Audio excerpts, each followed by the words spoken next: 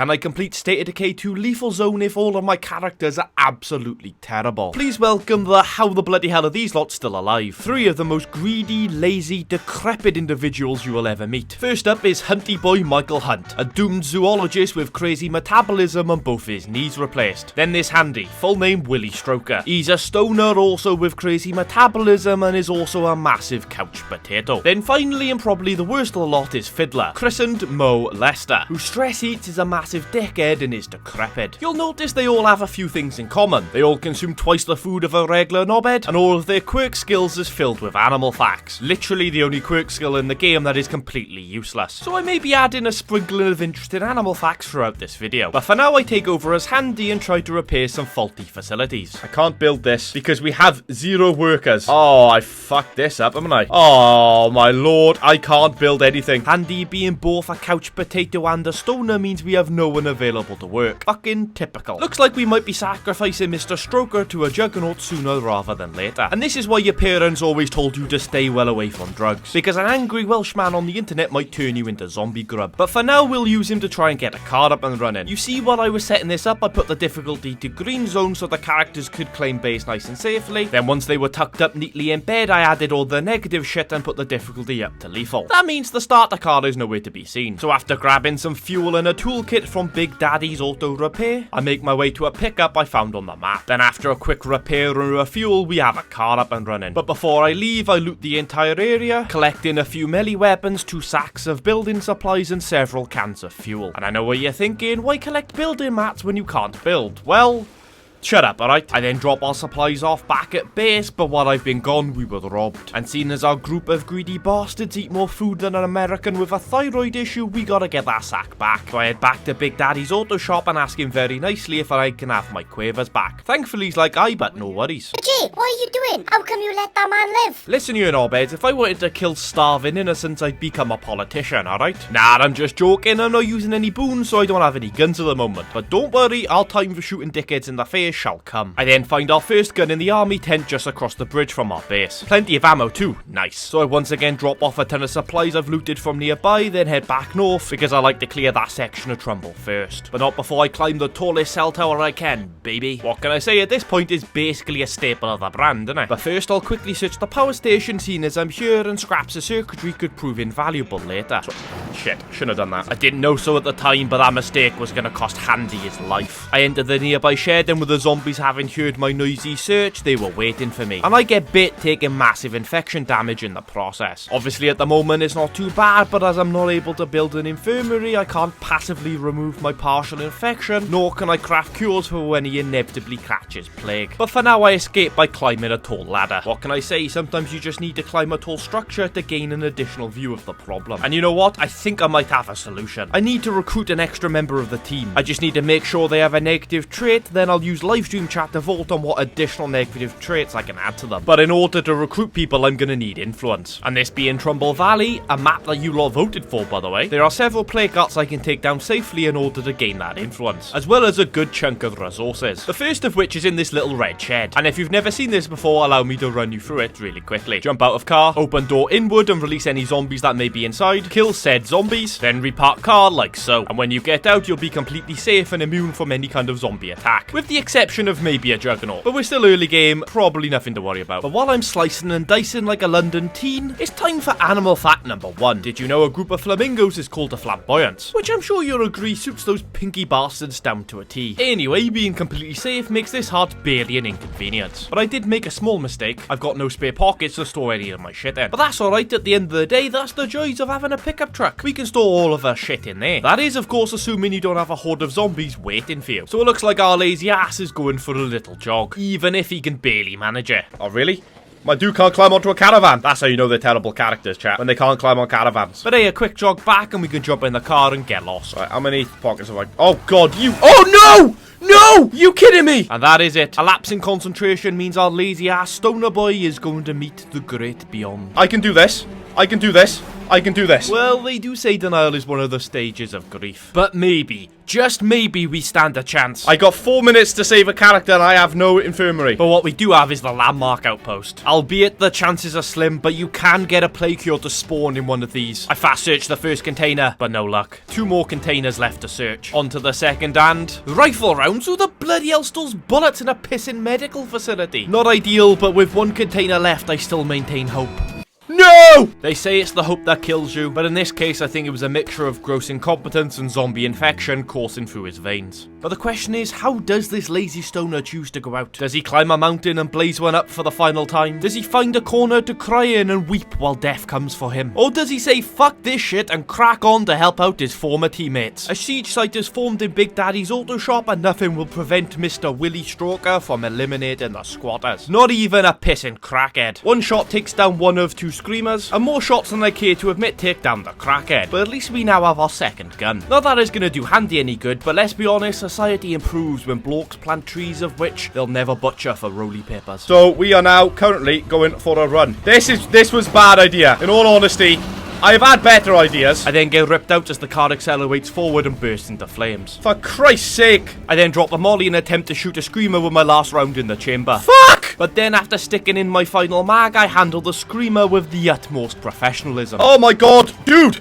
Will you shut the fuck up? Then finally, with everything around him dead, Handy can drop his entire inventory. And then it's just a matter of time of waiting down the seconds until the inevitable. Although his final seconds are ruined by Lily and Ray bickering over the radio. Rest well, Handy. Rest well, you lazy bastard. Now it's Michael Hunt's turn to take on the apocalypse. Him and his 50% health. He rocks up at the sight of his mate's demise, then bludgeons the corpse with a pipe. And then once he's collected all his stuff, well, as much as he could fit in his pockets, it's time to head back to base. But don't worry, the other stuff is in the back of the detonated pickup. And remember the crackhead that dropped the rifle earlier? Well, it turns out it was a 100-round one, baby. But the question remains, what am I supposed to do without a working vehicle? Well, seeing as I do have the influence, I reluctantly use the radio command to call in the prepper vehicle, which I'm very grateful to find out has a toolkit in. So then we head off to continue what Handy started earlier, cheesing as many player carts as possible. The first of which being in this chemical shed. And I'll be honest, there was a small part of me that thought this wasn't gonna fit, but hey, you can't beat a tight fit, am I right, boys? Anyway, the heart goes down about as easy as you can expect, and then I can steal all of its goodies, before cracking onto the second of 2 chemical sheds. Also, who doesn't love epic drifts? You're definitely lying if you said you don't. Also, there's another player cart that's now dead. Once again, thank you very much for the loot. Then it's time to drive to our final cheatable heart. But on our way, it's time for animal fact number 2. Did you know there's a species of jellyfish that's immortal? Also known as this on screen. I'm not even going to attempt to pronounce that. If I did, it would probably be classified as a hate crime. But basically, this jellyfish is capable of reverting back to its juvenile stage after already reaching maturity. Something I'm still yet to reach as a 31-year-old. And that effectively will restart its life cycle, meaning under the right conditions it can live indefinitely. A trait that gratefully can't be passed on to humans, as I'd hate for that twat Rupert Murdoch to regenerate like some kind of evil Doctor Who. Anyway, that's our 4th heart taken care of, and we're still yet to be touched once. Obviously ignoring that stoner bloke, but I was told drug addicts don't count. Sadly, I'm not able to loot as much as I'd like, as both my pockets and pickup are rammed with valuable shite. But even without that loot, this excursion was without a doubt valuable. I unload literally all of my loot, then realise with Handy dead I can finally start building. Well, then we can get an infirmary going. That's amazing. Then with no other enclaves on the map and realising I'm gonna need to recruit people sooner rather than later, I use the radio command to introduce myself to a new set of survivors. And I'm like, alright, but how's it going? Radio is always on if you need a slice of sugar or something. And even though I'm low on influence, I decide it's best to spend what I do have trading for a sack of building materials. I also make sure to check out each of their skills, with only Lara seemingly qualified for our geriatric run. The fact her cardio is maxed out at 3 stars means she's got some kind of negative trait under the hood. But for now I'll wait to recruit, as I'm out of influence and one single mission should make them allied and I can recruit them for free. So for now I decide to crack on with play carts, a potential danger seeing as we're out of cheesable ones. Well, kinda at least. With that being the only access point on this side of the compound, zombies from outside this area can't get to me.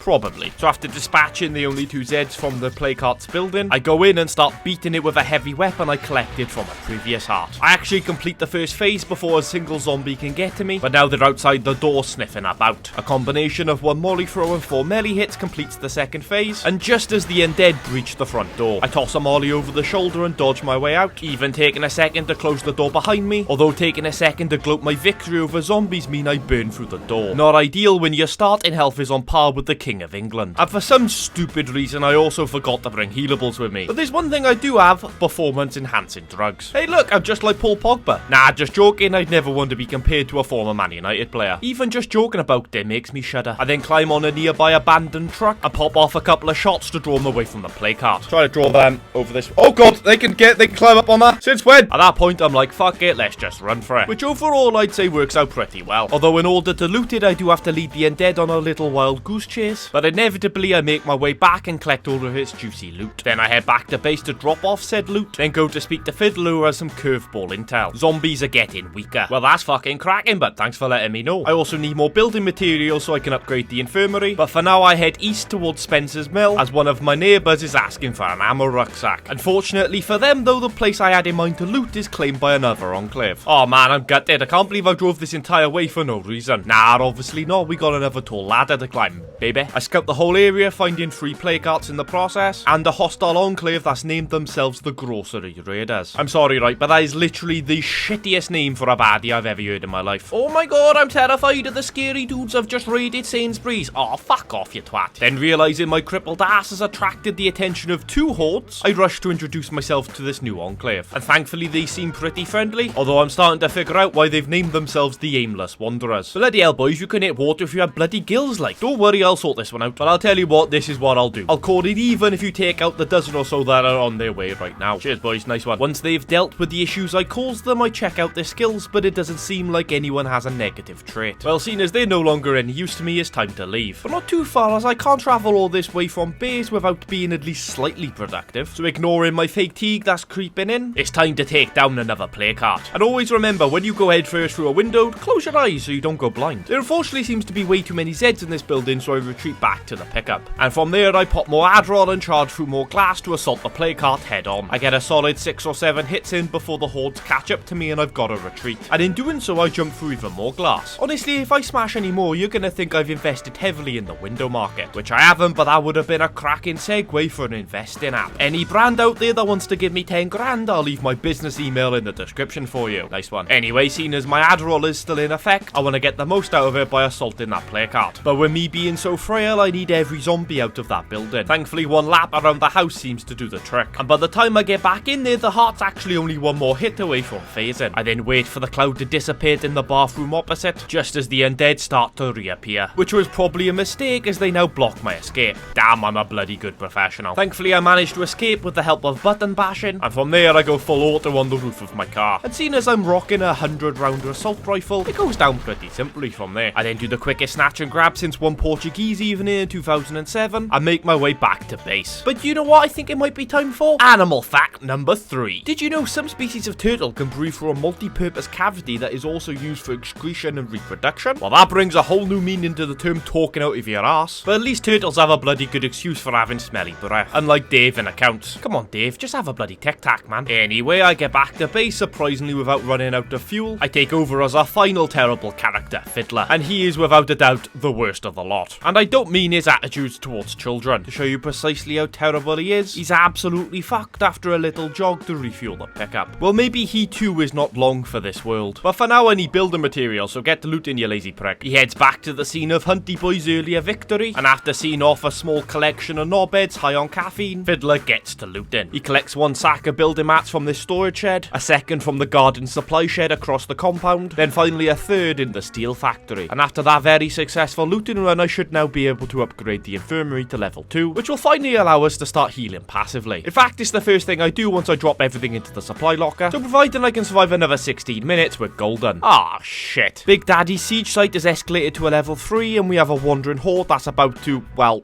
wander past my base. We have 2 options: run and hope nothing bad happens to Hunty Boy while he's upgrading the infirmary, or number 2, head on and face it directly in the field. I decide now is not the time for Molester to be a little bitch. Right, well now the bloat is taken care of, I can do the rest with a car, right?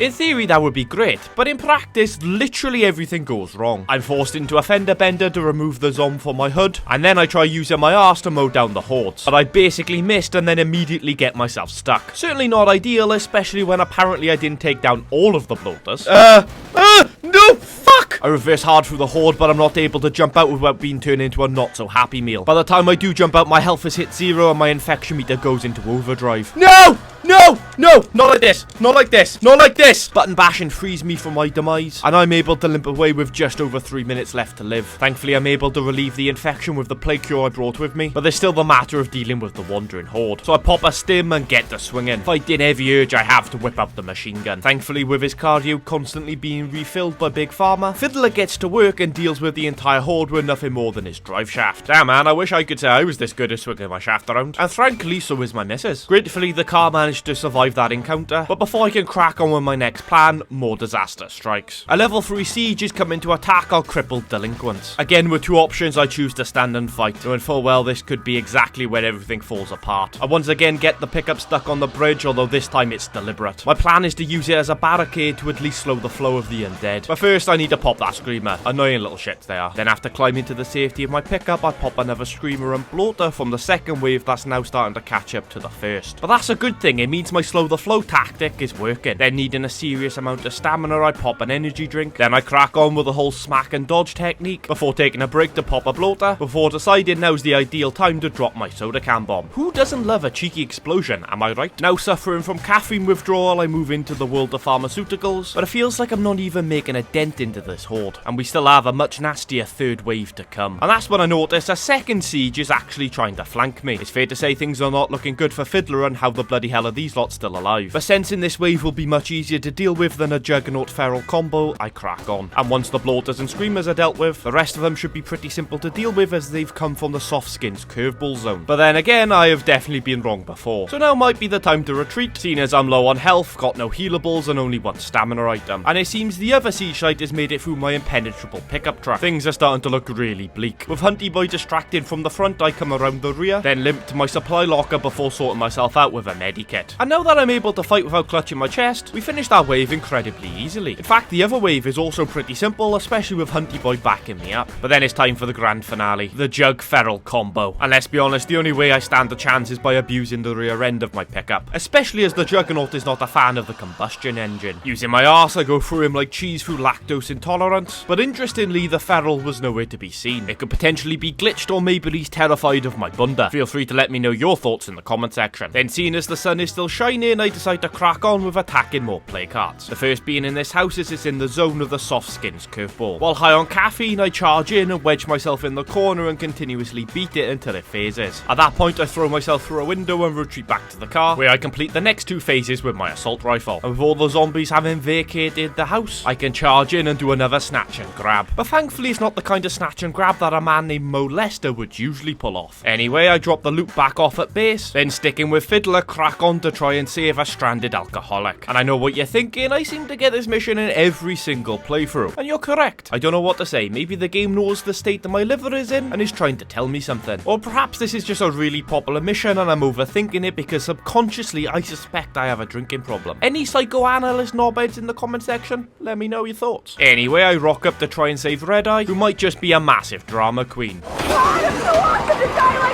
But when I enter the building, there's like 3 zombies in there. What a moron. Obviously, this escalates quite severely due to me attracting hordes with my loud engine. But me being the decrepit individual I am, I'm forced to retreat as Red Eye doesn't fancy a chat while she's surrounded by the undead. But her downfall could be my opportunity. With the local population distracted by her vodka-induced screams, I'm pretty safe to assault the play cart next door. Alright, well ignore me, that turned out to be utter bollocks. So I rush back to Red Eye to bring the hordes closer to her, before sneaking back to the play cart. But once again, that doesn't work. And it gets even worse when a feral decides to rock up. I try leading the crackhead over to Red Eye, but the guy is fully focused on my rectum. With only 3 bullets remaining, I've really got to make these shots count. Well, fuck. Thanks to my accuracy being on par with the Sun newspaper, we're completely relying on the AI-powered Red Eye to save us. Okay, maybe not. She's just flat out abandoned us. I can't say I blame her, but damn, that shit's cold. I decide the pickup has got to be the best form of assault I've got left. But I didn't realise my door was missing, so immediately get pulled out. I'm just grateful it wasn't the crackhead that pulled me out, and I'm able to get back in with no worries. And from here, I put my arse to good use like a hooker who's at that time of the month. But I have no idea what happened to the feral, as when I get back to Red Eye, she's completely fine. Or maybe I'm slightly over-exaggerating, but look, she's still alive. What more do you want from me? I finally have a chance to chat to her and agree to take her home, but we ain't going home just yet. We're gonna use her as a distraction while we take down this placard. And even with my guy having like no stamina, our teamwork comes in clutch as we complete the first phase. Then while his spewing gases out, I run back to retrieve the car, and Red Eye being keen to escape, she hops in the back. But typically that doesn't last too long. She is able to regain her composure and get in once again, and feeling sorry for her, I decide to actually take her home now. I drop her off and they ask for more of my help, and I'm like, you're all a bunch of alcoholic lunatics. I'm in. Sadly, I forgot to check out any of their skills, so who knows, I guess one of them could have negative trait, or we'll have to wait and see. But I can't go back to base just yet. I've got to make sure that placard's been dealt with. This time I park the car strategically and run on in. My initial assault goes well until I hear the cries of a blood feral and run away scared, just narrowly avoiding the tackle as I make it to the car. But seeing as I still got no bullets, things are looking bleak. If I fight the thing hand to hand, I'll get eviscerated, but I can't safely escape in the car due to the close proximity of the hordes and the fact that I have a door missing. I decide to go balls to the wall and charge back into the unfinished house and surprisingly complete the second phase, and that gives me just the space I need to get back to the car and escape safely. Except I'm not here to escape like some kind of massive pussy, I'm here for blood. With the hordes dealt with, I turn my attention to the blood feral, but he draws first blood by taking down my final door. In fact, he pretty quickly makes it 2-0 as I then get ripped out of the car. I then get a beating, leaving me molecules from infection, but I refuse to go quietly into the night, or middle of the day-ish. In the end, I actually managed to reverse over him. Fuck, I forgot how to dodge, I guess. And with the feral no longer an issue, it's pretty simple to deal with the placard. But I did have to dip into the mollies I bought from the alcoholics. And with that, we can call it a successful day and head back to base. But not before animal fact number 4. Did you know pandas are actually fucking useless? And with that, Fiddler heads back to base and we swap to Hunty Boy, who refuels the pickup, then whips out a toolkit. So once I fixed up my pickup, I agree to help Lily Ritter find her friend Ray Santos. How am I tired already? What the bloody hell? So I inhale some of Colombian's finest, no, not that one, and hit the road. Unfortunately, Ray is nowhere to be found in his house, but I do find an abundance of angry notes complaining about unkept promises. It looks like this Raymundo Santos is a bit of a prick, but to be fair to the boy, it is the zombie apocalypse. You can't feed the world if your cupboard's are bare. Lily suggests I check out another place nearby, and guess what? There he is. Thought I had stashed some useful medicine here, but... Yeah, right, listen mate, whatever. I'm searching your camp, which you're, quite clearly not living out of. He's like, any chance you mind giving me a lift to a nearby clinic? And I'm like, as long as you don't mind being in the back, because of stranger danger and all that. So I drift into the clinic's car park, and Ray is like, think we're gonna have to smash in some zombie skulls, bud. Yeah, but in all honesty, I'm the Doom one, so... Go on, Ray, you got this, pal. I believe in you. I mean, he's got a terrible aim, in all fairness. Come on, Ray, you got this, bro. I believe in you. But in all honesty, him and his little pistol isn't doing wonders, so I decide to do a little bit of work. I rush over to the fruit stand opposite, claim it as an outpost, and set some incendiary... bollocks. Oh, I can't, I'm gonna have parts. So it looks like Ray is gonna have to do all the heavy lifting. Oh, come on, Ray, what is wrong with you, man? Once he beats off the strangers, I enter the clinic. Then Ray tells me he has some bad news. Yeah, I'm afraid it's the big C. Chlamydia? No, that would very much be the little C on your little D. Which means I've just been abusing a terminal cancer patient for the last 10 minutes. Not a great look. But hey, at least it goes with the whole terrible character aesthetic. And Hunty Boy's a bit of a prick too, I suppose. Continuing the theme of terrible person, I drain the cancer sufferer of all of his influence. Then choosing to ignore the fatigue that's slowly creeping in, I decide to take on the final placard in Spencer's Mill. Although on the way I do get chased by a feral and decide it would be better to deal with him now rather than later. Oh no. Oh, I've lost my door again. No, bloaters! Why do I always end up in this kind of situation? It's okay, this is all part of my plan. Okay, I've lost another door, but that's alright, I know exactly what to do in this kind of situation. Deliver the hordes to a hostile enclave. I'm pretty certain they can't shoot me through the car, so, if anything, I'm pretty safe right now. I just had to open my big fat mouth, didn't I? Oh, no. Okay, good. And with a horde at their door, I leave the knobheads to be disemboweled in peace. I'm sure we'll never see them guys again. The placard I'm targeting is only up the road, and after a strategic park, I barge my way in, but there's a few more in the building than I was expecting, so I escape and toss a fuel bomb over my shoulder. Remember, it's perfectly okay to burn first and ask questions later. I then let my stamina regain while stood on the pickup and down an energy drink. I then head back inside and pop one of my 2 smoke grenades, and under the cover of smoke I batter the heart until it completes the first phase. As I retreat, I toss my second fuel bomb, although I'm pretty sure I hit a zombie square in the face. As I dash back to my car, I hear the unmistakable sound of the player card phasing, so for those of you who can't count, we got one more phase left. So after spraying some buckshot into some crackheads, I dodge back in and get a couple more hits into the heart, but given the close proximity of all the dead knobheads, it's not enough to get the final kill. So I'm forced to retreat once again, although my energy drink has now run out, and my fatigue has hit a critical level. Well, as a good job, I have a little thing called automatic gunfire, baby. But you know me, I'm a greedy bastard, and I can't just leave all that loot behind, so I'm gonna lead the hordes on a little goose chase. Me and what's left of my lung capacity, that is. Fair or rise, we're fucked. But until then, we live on. Surprisingly, this actually works pretty well, as by the time I loop back around, the hordes have completely dispersed, and my lungs have completely collapsed. But hey, whatever, I grab all the loot I can carry, then do a quick sing-songy lap around the grocery raiders. I belong West Virginia, country roads. And as I've now offended the entire musical community, it's time to head back home. But not before animal fact number 5. Did you know chinchillas are statistically the softest animal in the world? They're so soft, in fact, in the wild they've been witnessed to cry like a little bitch just because daddy bought them the wrong birthday present. Still much less pathetic than a panda though. So we get back, swap to Fiddler, then head north, as there's once again another siege site in Big Daddy's auto repair. Jesus Christ, Big Daddy, you've had more dead men inside you than a female necrophile. Anyway, I one-shot the Screamer, then head south to complete the second siege site. And once again, one shot deals with the screaming little prick. I then once again head back north, as apparently I have shares in BP all of a sudden. But this time it's not to pay a visit to Big Daddy, it's to assault more player cards. You see, there's a landmark outpost in the most northernly west section of the map, and that's going to be crucial for my plan going forward. Unfortunately, we have a pretty big problem when we get there. Oh, fuck. But I simply refuse to retreat. I'll weaponize my arse like an overly aggressive bottom if I have to. Maximum speed, next to no effort. Oh, look at that! We smashed that, to be fair. And believe it or not, that really was my second hit. Look at that, look at that. My tactical intelligence knows no bounds, chat. Absolutely knows no bounds. I then circle back around and park strategically, then run in and pop my second smoke grenade. That allows me to complete the first phase with my heavy weapon, and I even managed to get a couple of shots off and ultimately complete the second phase just as the smoke starts to dissipate. So while the gases are spewing, I retreat to the roof of my car, where I safely deal with a crackhead, then jump back into action, seeing as we have the stim still active. Oh great, the stim's just run out. Of all the times to run out. So I pop my second set of pills and go back to battering. And ironically, I also get battered. But seeing as I'm heavily medicated, it's not long before I get the final kill. Fuck off! Honest to God.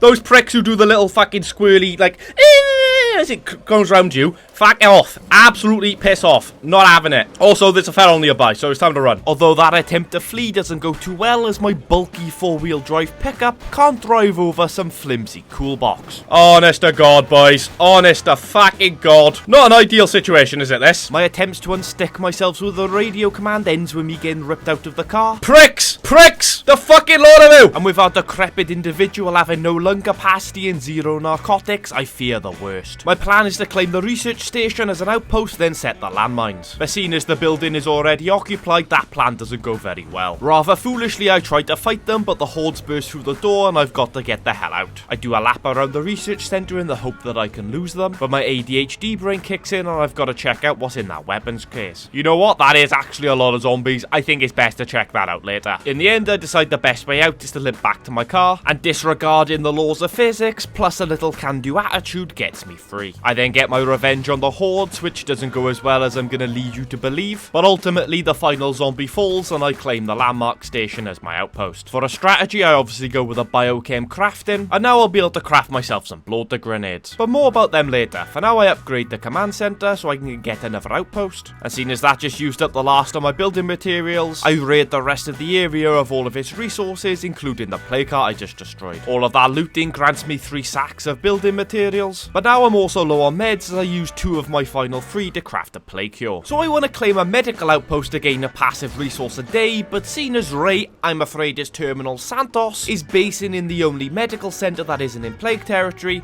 it's time to tackle more player cards. And now that I have bloater grenades, you'd assume this would be easy, right? Well, unluckily for me, but great for your entertainment, I like to go about things the hard way. You see, I don't have a reliable source of ignition as I have 1 firecracker and a couple of mollies. But using mollies can often result in the heart taking fire damage before explosive damage and rendering the entire thing an expensive waste of time. So the plan is to complete the first phase before dropping the firecrackers, which should last long enough to drop the gas grenades. I do complete the first phase, and just to be sure I toss a molly for good measure, but during my escape I get hit and now I'm a literal ant stick away from becoming infected. Not great as I literally have 1 cure and not enough meds to craft a second. But if I get back to base I can use the infirmary's infection therapy to completely remove the infection bar for the cost of only 3 plague samples. The problem is I'm not one for retreating. I toss a bloater grenade, then the firecracker, which completes the second phase. I then complete the final phase with the sidearm I picked up from one of the play cards. But I'm still in the same position. I can't use the car to escape due to the population issues, so me and decrepit molester go for a little jog. If you can call clutching at your ribs a jog, that is. So I climb onto a nearby caravan to hopefully allow the hordes to disperse. Then after spotting a suitable gap back to my car, it's back to clutching at my chest. And to think, it almost went perfectly. I could stand and fight, but with no stamina, I'm almost certain to take more damage. So I decide to stick with a well-timed dodge tactic. Fuck!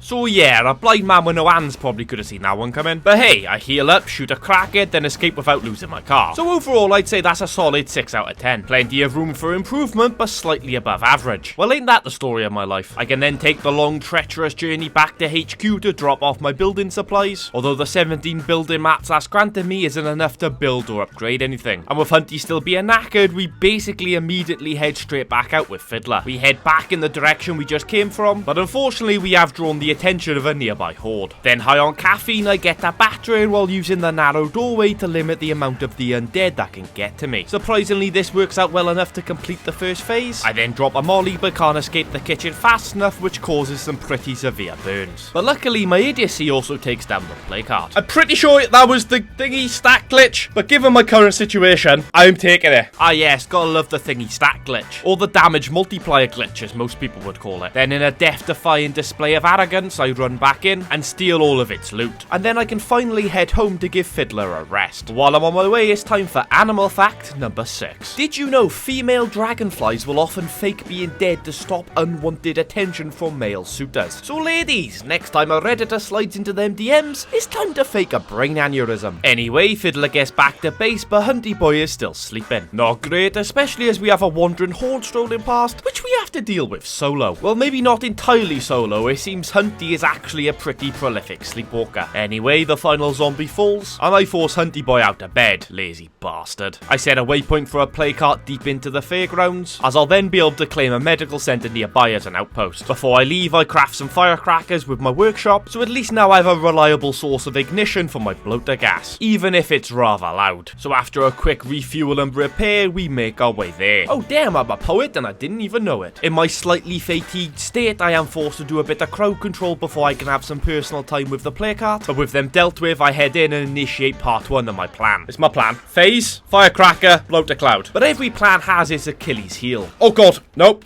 So my knackered arse is forced to retreat back to the roof of my pickup, where I put more buckshot into crackheads. But that was significantly louder than the firecracker plan. Just time to get a bloody move on. Thankfully it's only a few more hits from phasing, but then it's time to dip to avoid that gas cloud. Meanwhile, my fatigue is back into the critical levels. Well, the bloater popped, but nowhere where I wanted it. Oh, right next to the car. Of all the inappropriate places for it to pop. Anyway, I managed to drop the firecrackers, quickly followed by the bloater gas. But I made a mistake in dropping the crackers first, as that did a little bit of damage to the heart, meaning the following explosion did next to nothing. And as I've got no stamina items, we're really in a bad way. A second gas cloud does explode from a second set of firecrackers, and gratefully that does complete the second phase. I also finish off the heart with my assault rifle from the roof of the pickup, but that was so much closer than it needed to be. We're gonna have have to seriously pull a finger out of our arse if we want to finish this successfully. I then head to Baxter's Dentistry, making it an outpost, and thankfully I managed to loot the place in its entirety before the hordes burst through the door, but then it's time to head back to drop off all of my loot. Although I can't turn down the opportunity to loot a petrol station as there's no one around, and I need fuel resources to make more bloater grenades. Then while I'm on my way back, a medical trader spawns in a nearby warehouse, and I take this opportunity to get 3 medical rucksacks. So by the time we arrive back to base, we may be battered more than a 50s housewife, but that excursion made us resource rich. Then sticking with Hunty Boy to allow Fiddler a lie in, I agreed to give some fuel to the Good Samaritans. We are already pretty good friends, but by giving them this fuel, we'll become BFFs and I'll be able to recruit one of them for free. And we already know exactly who we'll be recruiting. Mrs. 3-star Cardio. So I give Lara the fuel, then ask her if she wants to join the team. She obviously says yes, because why wouldn't you want to join a group of degenerates where one of your team is literally named Molester? Her negative trait is Couch Potato, something we know all too well. I'll also be adding a second negative trait on her later, but for now it's time to pay another visit to our friend Ray Santos. He's like, alright, but how's it going? You were such a massive help earlier, I was wondering if you'd mind helping me clear the church I used to visit. I'm like, aye, no worries, bud. Back in the back you go. And I know what you're thinking, Jay, you fucking moron, you're nearly out of fuel and completely out of oxygen. Don't worry about that, boys, I have a plan for every eventuality. But for now, I rock up to the church just as we completely run out of fuel. I can then climb up onto the pickup and allow the terminal cancer patient to do all the hard work. And while you might be thinking, what an evil prick, which you're not wrong for thinking, by the way, but this is actually a demonstration of survival of the fittest. Why would I risk a perfectly fit man while Ray is literally a walking time bomb? It might seem harsh, but Ray does eventually kill the last of the undead. Well, not technically. I am here to help after all. He then has a really sad 5 minutes of reminiscing about his dead friends. Yeah, it's really bad, bro, really bad. But gratefully after that, I can use him as a walking Halford. Breaking open the fuel resource means I can top up the car with petrol, and after that we can make our way home to take over as our newbie Lara. But not before animal fact number 7. Did you know octopuses can squeeze through holes as small as the human anus? Whoever discovered that should be locked up for a long bloody time, let me tell you. Anyway, we get back and swap to Lara, who's busy sweeping. Well, aren't we ones for knocking down gender stereotypes? She's also developed a pretty serious case of hypochondria. I guess that's just what happens when you spend the smallest amount of time with Fiddler. And seeing as Lara's the newbie, she's got to earn her stripes by taking on a play cart. So we once again head back to the fairgrounds to take the final heart out in that area. Although admittedly it's a bit of a maze to find the building it's hosting in. But armed with a heavy shovel and high on ketamine, Lara charges into the belly of the beast. As a newbie to the team, she's not allowed any bloater gas, so she's doing shit the old-fashioned way. And thanks to an impressive amount of dodging, she manages to complete the first phase, and then tosses a molly over her shoulder as she escapes. As you can imagine, that helps to thin out the knobheads around her, but unfortunately that doesn't prevent her from being bit, and that is a pretty full infection bar. But hey, I'm sure she'll be fine. She's one speedy girl, just gotta keep on your toes. I think I hear feral. I do hear feral. Great. And that's just another reason why you should always carry plague cures in lethal zone. Plenty of the fuckers, ideally. Anyway, I put more lead in yet another crackhead before heading back into the belly of the beast to complete the second phase. And in a shocking turn of events that have never been witnessed before, I cause massive damage to myself as I toss a molly over my shoulder. Oh my god, that's a lot of them.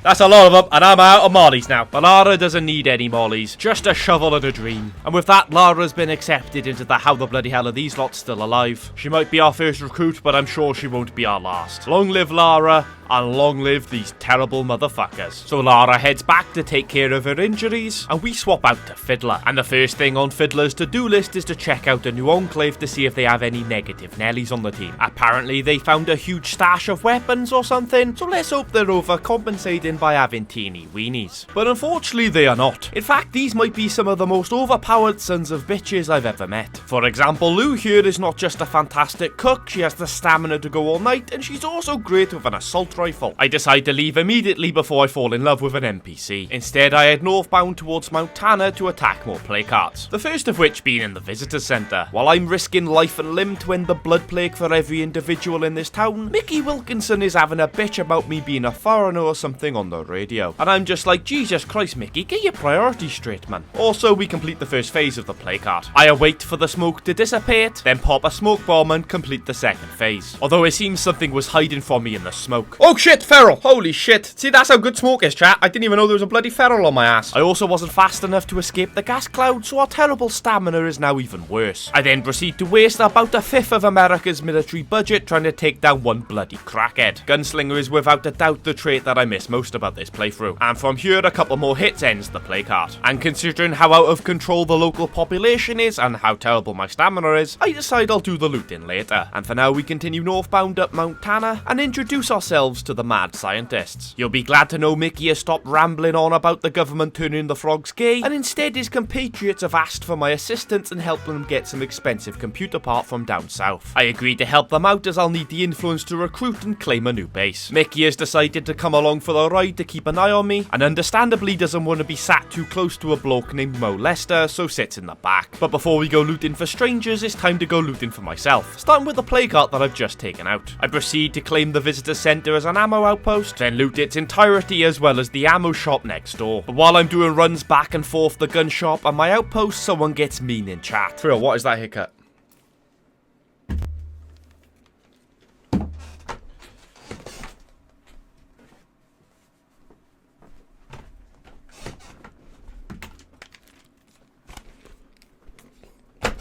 Bastards! Ah yes, when trying to deny the existence of something terrible, just cover it up. Can't believe I'm taking more advice from the Tory party manifesto. Anyway, with the area fully looted and my car fully refueled, it's time to crack on with the mission at hand. And believe it or not, terrible driver isn't even one of my negative traits. We then arrive at the industrial steel place with no further issues, and my decrepit ass stands on the car and lets Mickey do all of the hard work. Attaboy Mickey, you so fine, some might say you blow my mind. Then once I spot my gap, I can limp on in and collect ourselves the Clio memory core. I then hop in the car, Mickey hops into the back, and I drive down the road a bit, making sure to pull over safely to allow the traffic to pass. I give him the doohickey and he gives me some special firebombs, and then I let him walk the nearly 2,000 meters back to Mount Tana. Cardio is the most important rule of Zombieland. Fiddler then decides he's got to pay a visit to his Aunt Gloria's house, as she was a massive hoarder or something, but all he finds is pain and bloody notes. So with that disappointment, we make our way back home, where we take over as our leader, Hunty Boy, and after quickly topping up our resources, we can make our way back towards Mount Tana to finally finish off the blood plague in that area. But on the way there, we run into a familiar face. Oh look, it's Mickey!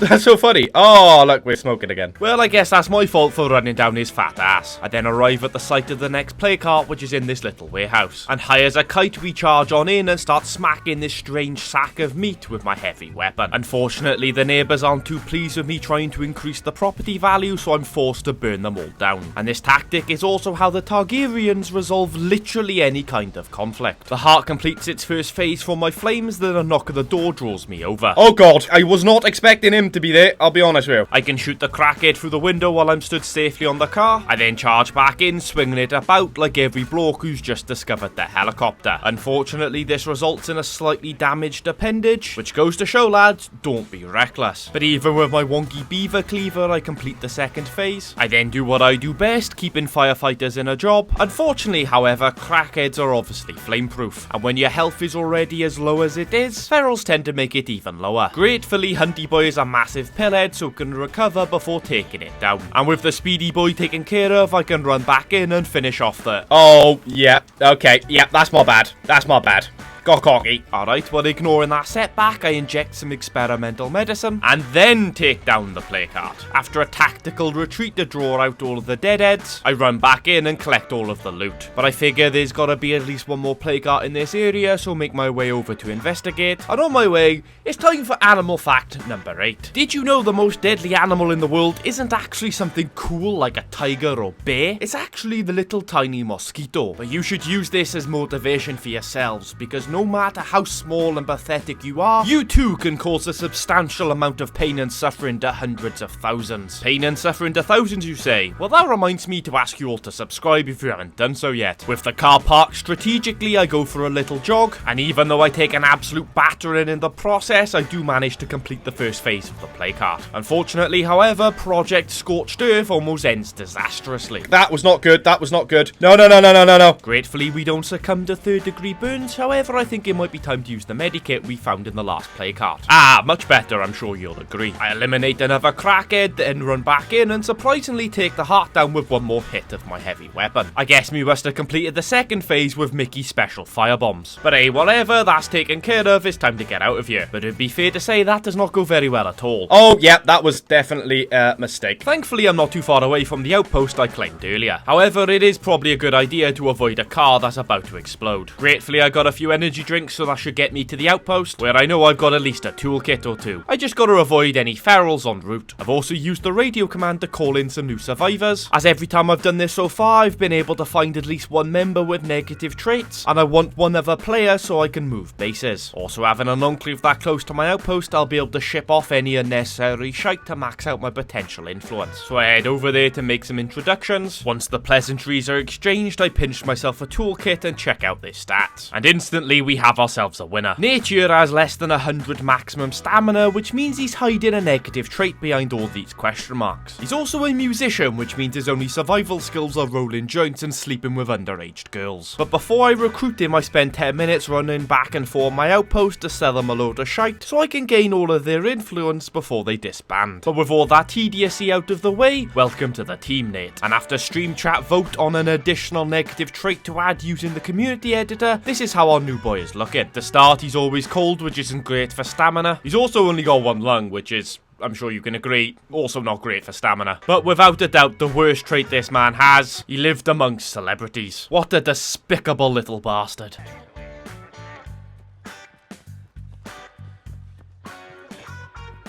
A plague bloater then tries to play peekaboo. Oh shit, it out. Then a plague feral decides he wants to have a piece of my doomed ass. But I reject his approach even though he's very persistent. Enjoy some of this buckshot, you prick. As I finally get back to my pickup, a new curveball spawns, which could become a problem. High temperature zombies. Basically, zombies in a certain area are gonna be much more infectious, but they'll drop more plague samples as a result. Not exactly what I need right now, but as long as I avoid the area they're in, I should be okay. I then decide to take the scenic back route towards Spencer's Mill. And while we do that, it's time for animal fact number 9. Did you know the common garden snail has over 14,000 teeth, which means they're the best equipped animal for dealing with a meth addiction. I then turn Pterodactyl Park into my home. I then start clearing up some grisly remains and start building an infirmary. But that's it, as we're now out of labour. I can then take over as our newbie Nate, who has the lowest stamina I've ever seen. But that's certainly no excuse, he's still got to prove himself worthy of the cult. I mean, the group of friends, nothing more sinister. And he has been tasked with clearing out our mortal enemies, the grocery raiders. And I know what you're thinking, are they really your mortal enemy if you've never had a conversation with them? Shut up and stop pointing out my hypocrisies, alright? Using the abandoned car as cover, I move in, but they've gathered in a group next to the door. And the fact it's made of glass might fool you into thinking you can shoot right through it. You cannot. You see, doors in this game were crafted by the gods themselves. They may be opened or closed, you can see right through, but no bullet shall pass. So I'm forced to change position and shoot the bastards through the window. With one downed, I even managed to take the other two down with one bullet. And with them all crying on the floor, it's just a case of me pulling off the triple double tap. You know what? I might save the ammo and let the zombies kill this guy. Okay, well maybe it's just the double tap. But that was arguably a moronic decision. You see, I managed to fight off that zombie, but my health is really not looking good. And I was stupid enough not to bring any healables with me. Not even a smidge of morphine for the good times. And to make things even worse, the zombies don't even kill the final guy. They just sort of stand there laughing at the bloke as he cries onto the floor of that tartan mart. So with his screams of agony begging for death, I graciously put him down. My single-lunged boy then limps back to base, and once he's healed his chronic injuries, we head back out to complete phase 2 of his initiation. He now has to take down a plague heart. But unfortunately, this is where everything goes horribly wrong. I find the next heart in this little house behind Jurassic Junction, and with a strategic park because of our unfit lad, we run on in. With copious amounts of caffeine running through my veins, I charge in and batter the thing with my shovel,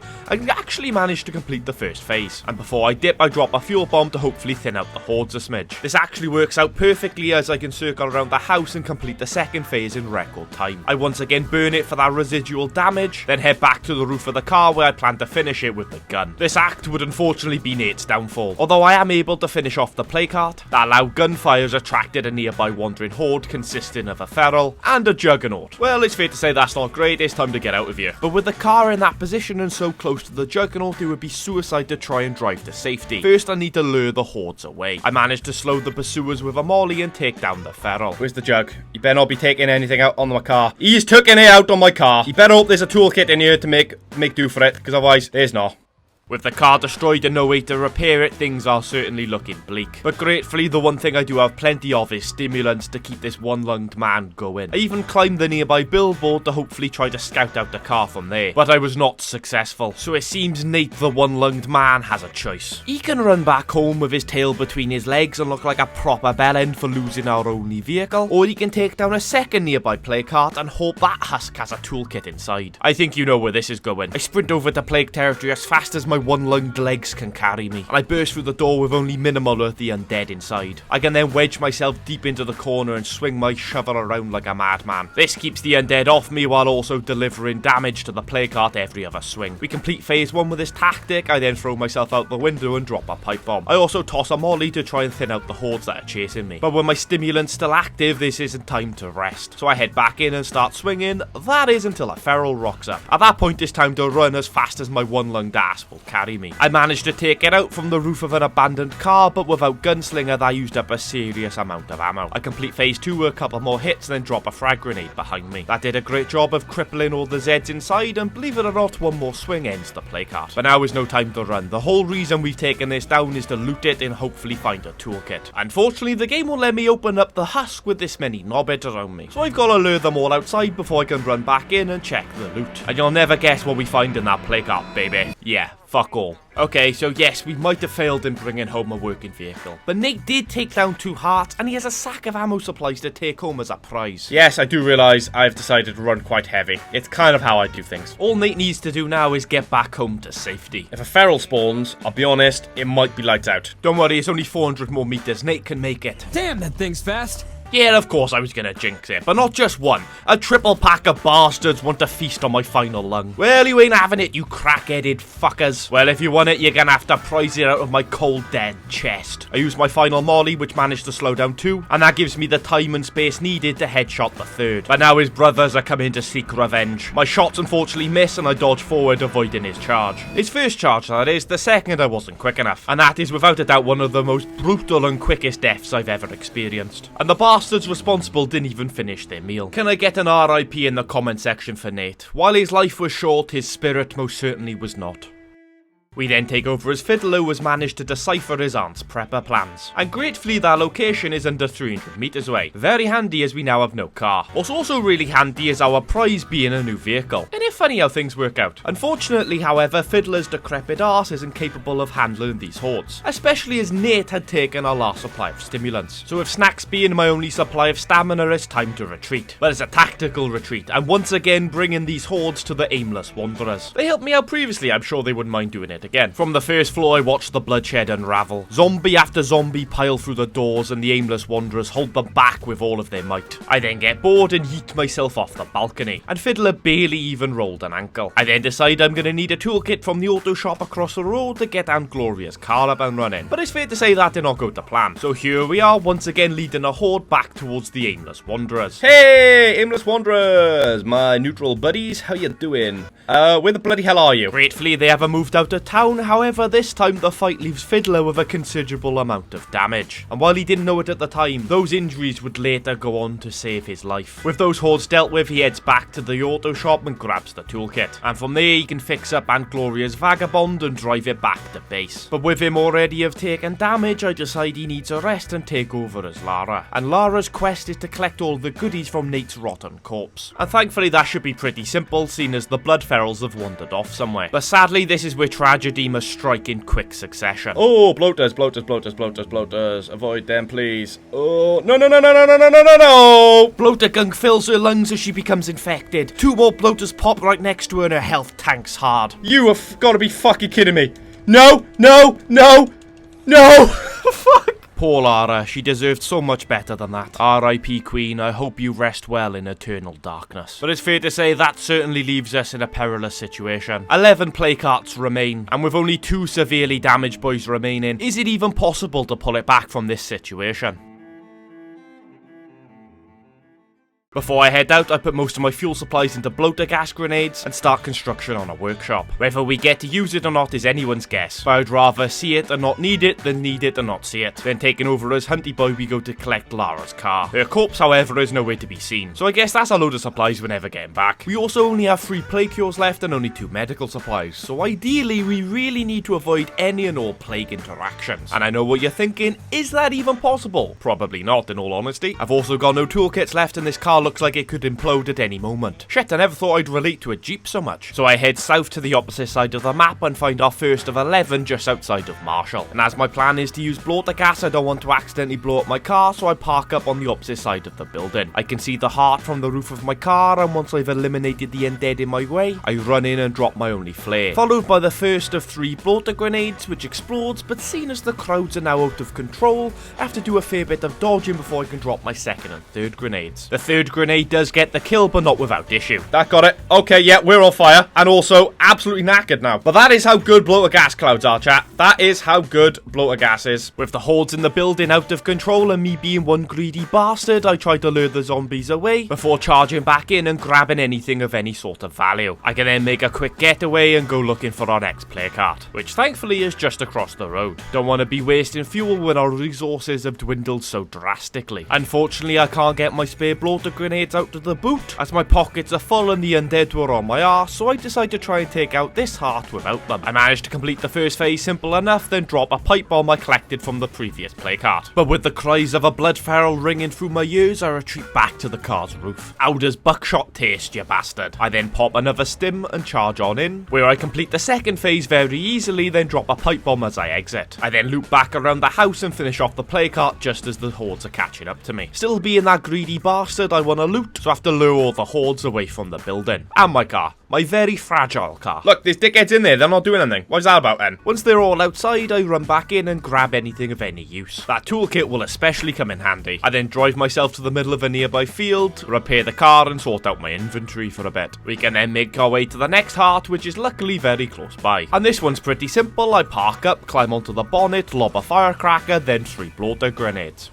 Okay, that is kind of a plane. I just used 3. It didn't do as much damage as I thought it would. So I put more buckshot into another cracker, then try shooting the heart from distance, but get bored and end up running in to finish it off with the caveman club. I grab another M1, a fuel bomb, a stack of energy drinks, then make our way into Marshall. This is the part of the map everyone dreads. The population is higher, the streets are tight and covered in obstacles, and you have to deal with Tressie radioing you asking for help all the time. Tressie, honestly love, take a hint, nobody's coming to rescue you. I decided it would be a good idea to scout as much of the town as possible, so climb up the closest cell tower. And while I'm doing that, it's time for animal fact number 10. Did you know a blue whale's tongue can weigh as much as a car or even a small adult elephant? But that's still only a third of the weight of your mother. After scouting out the entire area, I mark my next target. And I know what you're thinking, surely this bloke has to be able to pull off the bloater gas strat at some point, right? Especially after going through so much effort to make him in the first place. Well, I decide for this one not to try that. You see, with me parking on the outside of the compound, all the hordes are out there, so I should be able to hop on in and get some alone time with a big old sack of meat. I can complete the first phase, then set it on fire with the fuel bomb I collected earlier. I then tried to collect some ammo from the boot of my car and almost end up being munched on by a blood feral. In fact, it was so much closer than I care to admit. But then again, everything's a close call when you're naturally a doomed lad. Buckshot defeats another crackhead. I then put 20 M1 rounds into the heart, followed by another 10 rifle rounds. I don't know, like, gun calibers, alright? I'm British. We don't do guns, we do stabby things. Well, the good news is everyone is outside, so I can now go in and I should be able to kill it before the zombies catch me. In theory, at least. On this occasion, theory worked out great and I'm rewarded handsomely for my efforts. That's 4 hearts down, a medikit sorting me right out and 3 stimulants to keep me going for longer. And I still haven't used up a single plague cure. On to the next one, I complete the first phase with a heavy weapon, and even though I could hear the sound of a blood feral running about, I decide to try and finish the heart with a bloater gas. But guess what? It obviously didn't work. For some reason, the bloater gas didn't get ignited by the firecracker, so I'm forced to retreat. And the crowds are actually so bad, I do a full retreat. In the car and everything. But only to the next play cart, which is on the street adjacent. I get a good few hits on it, but can't complete the phase before the hordes get out of control. And at that point, it's time to dip. Then using my second M1, I put another 10 shots into it, before swapping that out for the Prepper's 1022. And while that'll be terrible for the play carts, it's perfectly effective against the deadheads. So it looks like I'm gonna have to run back in in and do some more heavy hitting, which I suppose you could say works out quite well. I complete the phase with the heavy weapon, then finally pull off the blow to gas strat, which finishes off the heart, so either I've miscounted the phases or it glitched out, but either way I'm taking that as a victory. Back to the other one, we'll come back for these goodies later. Also, I can repair this now, because they don't even know where I am. Am I about to say that and they're about to hop over the wall? That would be the biggest take the piss ever, wouldn't it? Well, actually the biggest piss take was your attempt to escape. One on the door, one on the bonnet, completely removing all the work of that toolkit. Oh great, well it's smoking again. And I've lost the door. I'm in a worse condition than I was originally. Moving on from my terrible car maintenance and ignoring the fact I've accidentally gassed myself, I go back to the other plague art and complete the first phase. But I then get chased out by a blood feral, and one thing leads to another, and I get trapped on a caravan with 2 blood ferals beneath me. Oh look, there's 3 of them. Well, I'm assuming there's 3. There's never just 2. I nail the first with a lucky shot, but waste way too much ammo trying to take care of the second. So for the first time in my life, I put down the controller and swapped to keyboard and mouse. And you'll never guess what, it actually works out. It worked!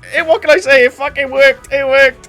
Oh, I went keyboard and mouse just for the headshot. Oh my god. I finally understand why I always got rinsed by a bunch of virgins in Call of Duty. It certainly wasn't a skill issue, the bastards had better equipment. I go back to battering the heart, but Hunty Boy chooses this moment to become sleepy. Good going, bro, right in the heart of battle. But I refuse to let the bastard rest until the heart is defeated. I start by heading back to the last heart we killed. I collect all of his decent loot. And you might be thinking, why the bloody hell did you grab that medical rucksack? You're heavy enough and bloody shattered, man. Well, no spoilers, but all I'm gonna say is a bloody good thing I did. I can drop it off into the back of the car, then run in and finish off the heart. Unfortunately, my pockets were full, which is a shame as that is some tasty looking loot. And seeing as there's been corpses in better condition than Hunty Boy currently is, I decide now would be a good time to swap to Fiddler. However, I don't want to drive all the way back to base and drive all the way back here, as that's a waste of fuel. So I'm going to turn this fast food restaurant into an outpost. But that turns out to be easier said than done. First, I've got to abandon an existing outpost as my slots are full. I then enter the swine and bovine and sweep the 2 rooms. Unfortunately, I can't clear the 2 zombies inside given my stamina situation. I do like I have a million times before and head back to the car to catch my breath. Once all the zombies are out of there, I run in, make it outpost, run. Get back here, set landmines. Hope car doesn't blow up in the process. Oh look, it's a clown zombie!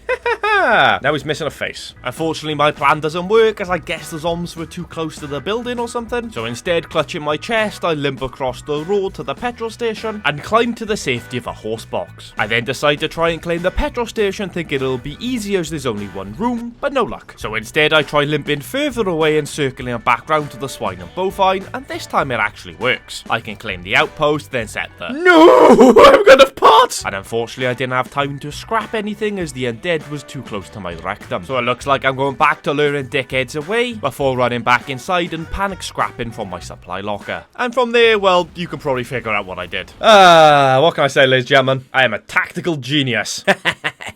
Then once I've dropped everything into the supply locker, I swap to Fiddler. Then after marking out our next target, we make a move. But on my way past, I notice an enclave and decide to pay them a visit. Maybe they'll have a toolkit for sale. Unfortunately, they do not. But they do have flares for sale. Well, they're definitely going to be so much better than the firecrackers I've been using so far. But on the fairly short drive over to the next heart, I completely forget about them and just charge in and start battering. Oh, you twat. That's the first time I've been bitten all stream. I managed to shake him off and drop a pipe bomb before escaping. I circle around the house before going full auto and escaping for a second time. So I again circle around the house before nearly putting the remainder of my mag in. But at least this time we completed the phase. I then attempt to lure all the hordes outside, but unfortunately only managed to get a few hits in before they catch back up to me. But once again, before I escape, I drop my final pipe bomb. But at least all the zombies are now going to be coming towards me, because they'll definitely know where I am now. You can try and justify it any way you want, pal, but let's face it, you're struggling. I do manage to head back inside and finally kill the thing, but unfortunately don't get a chance to loot, seeing as the former owners are being a bit needy. So I tried to lure the bell end through the house next door, but as I'm creeping back, my aftershave alerts are cracked and I'm forced to leg it. I kill it from the roof of the car, but I can also hear a juggernaut, so I need to get out of here sooner rather than later. I do get enough time to do a really sloppy loot job, but to be honest with you, it really wasn't worth it. And just when you think things couldn't get any worse... Oh god, Juggernaut's right next to the car. Please don't hit the car.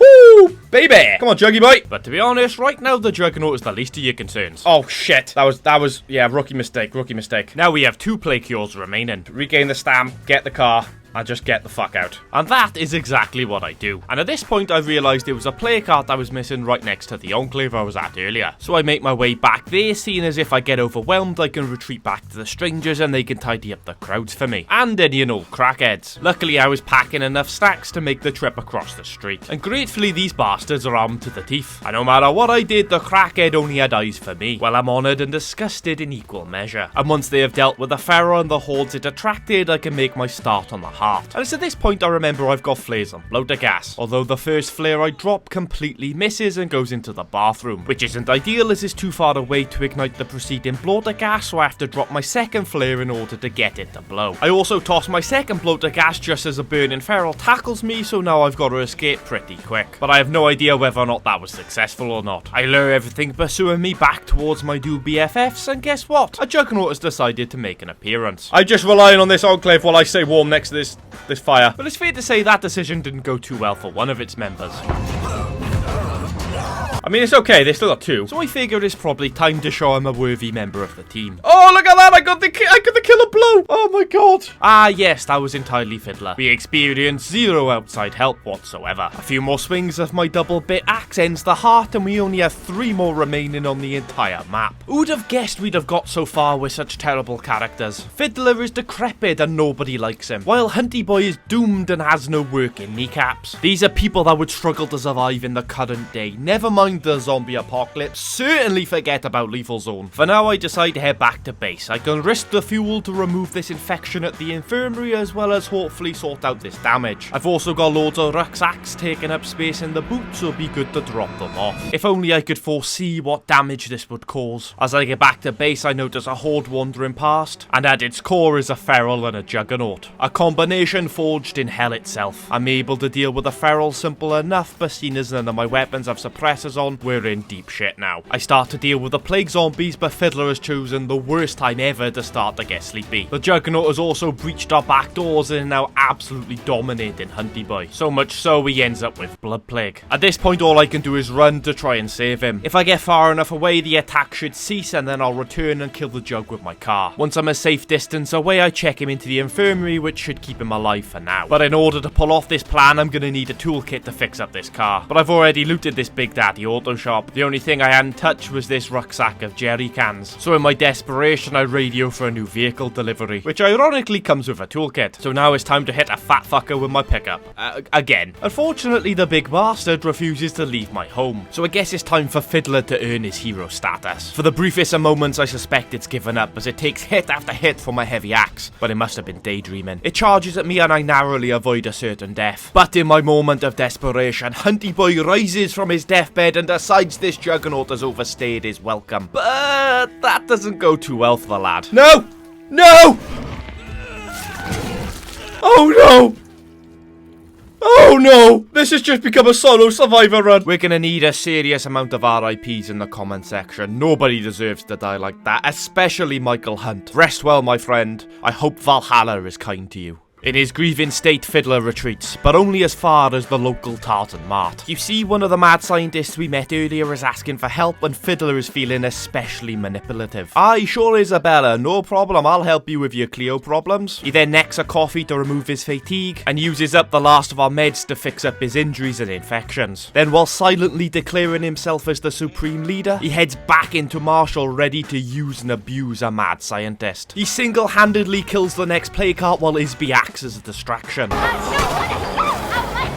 But he has only one goal in mind: end the blood plague that has claimed so many of his friends before him. Fueled on adrenaline and caffeine, he knows only 2 more hearts stand between him and salvation. With Isby once again acting as a distraction, he takes on the penultimate heart. And even though his axe breaks and he's forced to use up his last but one plague cure, ultimately this heart falls like the 28 before it. So as we make our way to the final plague cart, he has a quiet moment of contemplation. As much as he misses all of the friends that have fallen on this quest, he's enjoying the power of of leadership even more, and his ability to corrupt even the maddest of scientists is only fueling him more. Fiddler takes down the final play cart entirely from the roof of the car, mainly seen as his lungs have completely collapsed, and then he just straight up abandons his beat to the plague ferals. As much as he needs people to fuel his power trip, a mad scientist is obviously too smart for this decrepit boy, so he heads back to base to be alone with his thoughts. To continue and build himself a legacy, he can't do so alone, so he messages some newbies over the radio, and even though none of them are showing signs of negative traits, he recruits the one with the funniest name. Welcome to the team, Goose Egg. And unfortunately, at the time of recording, thanks to update 36, the community editor is no longer working, so Goose Egg shall be remaining a not so negative Nelly. But that's alright, she can just sit there while Fiddler builds ourselves a level 2 fighting gym. After that's built, Fiddler shows why billionaire CEOs are always correct, as that full day of construction has completely removed his fatigue. Once again proving once and for all you should constantly be working and never take breaks. Shout out to corporate America for sponsoring this video. With that, Fiddler proves he's a beast by slaying some of the undead. But it seems the word of our victory has spread far and wide, as we have a visitor to our home and he's claiming his former friends are planning on overthrowing us. He agrees to take me to their base, but I have come prepared for battle. 3 bottles of bloater gas should do the job nicely.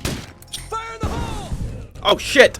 No! Fiddler, get up, son! Thankfully, Fiddler can shake off gunshots with ease. No! No! Fiddler! Gratefully, they don't shoot at me while I'm on the floor begging for forgiveness. A decision they won't live to regret, seeing as I then continue to break the Geneva Convention. Okay, yes, I do have to shake off another gunshot, but at least I'm not a victim of chemical warfare. With them taken care of, Edwin is like, I told you my intel was good, any chance I can join the team. And to be fair to him, he is showing signs of a negative trait. But once a traitor, always a traitor. We have no room in our organization for knobheads. But now I'm gonna have to check up on the rest of the town to make sure they don't think I'm a massive bellend. Things don't get off to a great start when I first stop, there's nobody home, but I do find a propaganda flyer being like, is your town being run by a tyrant? Which seems a bit harsh to me. The only people I've killed this entire playthrough was knobheads trying to overthrow me, with the exception of the grocery raiders, of course. But that wasn't even Fiddler, that was Nate, and he's been dead for at least a day and a half at this point. Oh shit, could the coalition have been mates with the grocery raiders? We could be in for a bit of a fight here. I pay a visit to another enclave, and after waiting 5 minutes for them to take care of the massive zombie horde I attracted thanks to my loud engine, they're like, hang on, I seen you gas out our neighbours just last night. Well, what do you think I'm gonna do to you dickheads? Have a bit of that, you pricks. Admittedly, I do shoot the final woman, as I figured that would be the politest way of dealing with it. The 3rd enclave I visit have all become members of the undead, and the 4th didn't even give me a chance to start the conversation. But it is nice they gathered in one neat pile for me. These bloater gas grenades don't grow on trees, you know. Fiddler is forced to shoot the one that's escaped the gas cloud, but for the other 2 he decides to save the ammunition and let the gas filter through their lungs. And after brutally murdering 9 people in under 12 hours, Fiddler has started to enjoy the suffering. He now has a thirst for blood, so I meet up with some corrupt Red Talon dude to arm up for the up and coming war, then allow that thirst of blood to sacrifice Goosehead to the mighty Lord Juggernaut. I then travel to one of the coalition's outposts. 1 exit, 1 entrance. I know what I gotta do. I toss a couple of bloater gas bombs through the window, which kills all but 1. Norbert is the final man standing. After witnessing my war crimes, he tells me where the rest of the coalition is and begs for his life. But Fiddler is no longer thirsty for blood. He's fully dehydrated. So as we make our way to finish the coalition once and for all, Fiddler can't help but feel a sense of accomplishment. Before the fall of society, he was downtrodden. People thought of him as vermin. He was decrepit and most people wouldn't piss on him if he was on fire. But now look at him. He's found his place at the top of the food chain and nobody can touch him. He is the true warlord of Trumbull Valley. So before we commit more war crimes against the coalition, I leave you with one final animal fact. Animal fact number 11. Did you know the sperm whale are the world's largest predator? They can be up to 20 meters long and weigh up to 80 tons. An 80-ton sperm? Christ, I'd hate to see the sack that came out of. Fiddler arrives at the coalition's final base, a grave site that shall remain untouched, as a sign to future rebels that you cannot question his authority and walk away unscathed. Come on, you cowards, face me. He opens the door and tosses a bloater grenade inside, but unfortunately he comes up short and he's only got 1 more remaining. So he pulls off a peek shot to down 1, but unfortunately gets clipped by his friend. But it's not even a problem. Being a massive pillhead, Fiddler came prepared. The 3rd creeps around the side of the building and I'm ready to unload on his ass. And that is the moment everything comes crumbling down.